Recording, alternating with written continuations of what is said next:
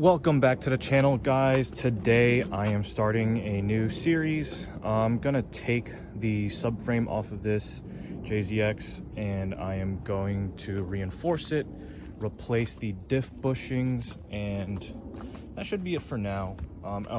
Diff bushings, reinforcements, and then we're gonna steel it. So you can see here I jacked everything up. I use these low car ramps right here to help out, just to lift the car up a little bit so it's a little bit easier to use the jack in the back. And I drove it up on ramps in the front to elevate the front for the subframe removal, and then I used some jack stands right there. Not sure if that's the correct jack point, so I have the jack stand point, so I have the jack underneath there on a little wood block supporting the diff right now. So next steps, we're going to take off the wheels, and then we are going to take a little bit of PB Blaster and soak up all the bolts and nuts that we're gonna have to be taking off of this in order to remove the rear subframe. So after we jack up the whole car, first step is gonna be to remove that last section of the exhaust. You can see the exhaust is sort of in the way, so you gotta get rid of that first. I did all this after soaking everything in WD-40 for about a half hour, and make sure everything is cool to the touch before you start doing this for safety purposes, so you don't burn yourself. And that's it so far. Next steps, we're going to take out the handbrake cables, and then we're going to remove the brake calipers as well. And then from there, it should really just be dropping the subframe after you remove the subframe bolts in the rear and then in the front right there. One other quick thing that I'm doing is that once I remove every part, so this is the last bit for the exhaust, I'm going to take a Ziploc bag, preferably a sandwich bag or whatever would fit. But I'm going to take a bag, label it so that when I put everything away, I know which parts go back to where when I'm putting everything back together. All right, guys, so I am underneath the JZX right now. As you can see, I ended up having to remove the section 2 of the exhaust because if I were to pull it out, the exhaust ends right around here, so I have to remove that. And the next steps is we're going to take the brake cables off. So I've already done it here. And what you need to do is there is a 12 mil bolt right here and then a 10 mil bolt right here. And you remove this so you can get the slack to remove this bit out right here. So it goes in like this and twists in like so. And it'll get lodged in there eventually. But yeah, you just remove that out and then you do it on both sides. So here's the 10 mil that's out. I'm gonna remove that 12 mil and then we just gotta get it out right here on this bit.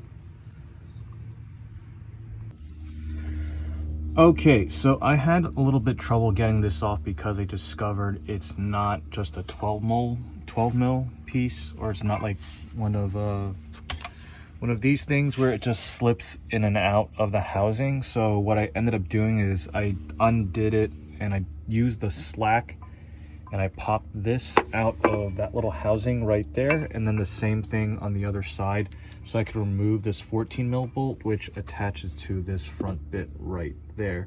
So this is going to be attaching onto the handbrake. So this is another point of adjustment as well, and it's right on top of the drive shaft.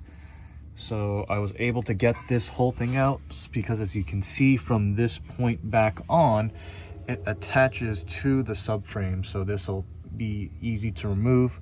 So like I said, up here was just a 10 mil bolt, and then this one up here is a 14, and you can be careful with this because it might pop out as well. And now next steps is we're going to take the drive shaft bolts off. I believe these are 14s as well, and then from there it should just be the 19 here and then the other ones in the back. Like I said previously in all my videos, if you're taking anything apart, always try to lube it up with a little bit of WD-40, some brake clean. But yeah, just try to lube this up with some type of lubricant so it's not as hard to take off. You can see here it's beginning little bits of rust and whatnot. So, you know, this car has 120,000 miles. It's been there for a bit. Okay, so I was having trouble getting the diff bolts out, so the next order of business is to remove this sway bar. So on both sides there's these sway bar mounts, and they are 12 mils, and then this piece right here that goes onto one of these arms, whatever it may be, is gonna be a 17 mil. So I just backed it out, and then what I'm gonna do is re-put the bolt on over here, and then just tuck it up like a little chicken wing, and then do that on both sides. And then I'm going to take the 12 mils to remove that bit here, and you can see we do need to remove it just so we have better access to the 19 back here for the rear subframe mount. Yeah, and then that should be it. So our next step is we're gonna take out the coilover bolt, which if you can see, it's gonna be right there. And that's gonna be a 19 millimeter socket. And you need that because the upper control arm here is going to pop out and the coilover is gonna come down. While you're removing these bolts, just try to make sure that you're wearing hearing protection. There's going to be a lot of ringing. We want to prevent that tinnitus if possible, but if not, I completely understand. All right, guys, one of the last things to remove is this little sensor right here. So this, if I don't remember what it is, but it's hard to see, but there's like a 10 mil bolt right in here. And if it doesn't come out clear, I'm going to pop up an image up in a second. I'll circle it so you guys can see, but it's a 10 mil bolt. You just need to take those out as well. So we have some great news. These are the 4 diff bolts that I was able to take out.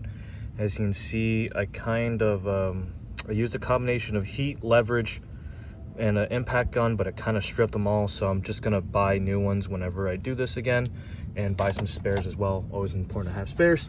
So the last part is we're going to remove the rear subframe mounts right there. Should be a 14 up here, and then a 19 on that big one in the middle, and then the big ones right there, that is going to be a 19 as well. And then after that, that should be it. You can see I already have, well, that supported the brake caliper on the other side. I need to support this one because as soon as I drop this with the rear upper control arms, that's going to fall it as well. And then the jack is supporting the diff. I might push that up just a little bit, just so it doesn't fall straight forward, because it looks like it's pretty rear biased right now, and I'm doing this by myself and I have no help whatsoever. Another option is lower it onto extra pair of jack stands if I can grab them, and then pull it out and readjust as we need. Okay, so the sensors have been taken out. The diff bolts somewhere over here. I've taken them out, and you can see the drive shaft is hanging now. I ended up having to grab a rubber mallet just so I could smack them out a little bit, and I did that on both sides. And then the last thing I had to smack out was the coilover tower at the bottom, just so it's not rubbing up against there. So now I'm going to slowly drop down the subframe, and then I'm going to have to play around with these brakes, the calipers, and try to find them and hook them up somewhere so that they don't hit on the way out. But yeah, while you're doing this, it'd be really helpful if you had a second person, just so you can make sure that everything is clear and balanced on the way out. All right, so now we're going to start dropping the subframe out, and hopefully that's it. All right, guys, and just like that, the subframe is out. I was able to roll it back and forth, but it kept on tilting forward, so I had to go underneath and push it up until it was stable, and then I just kind of shimmied its way out. So thank you for watching, guys. Please comment, like, subscribe, and let me know what you'd like to see next. Stay safe.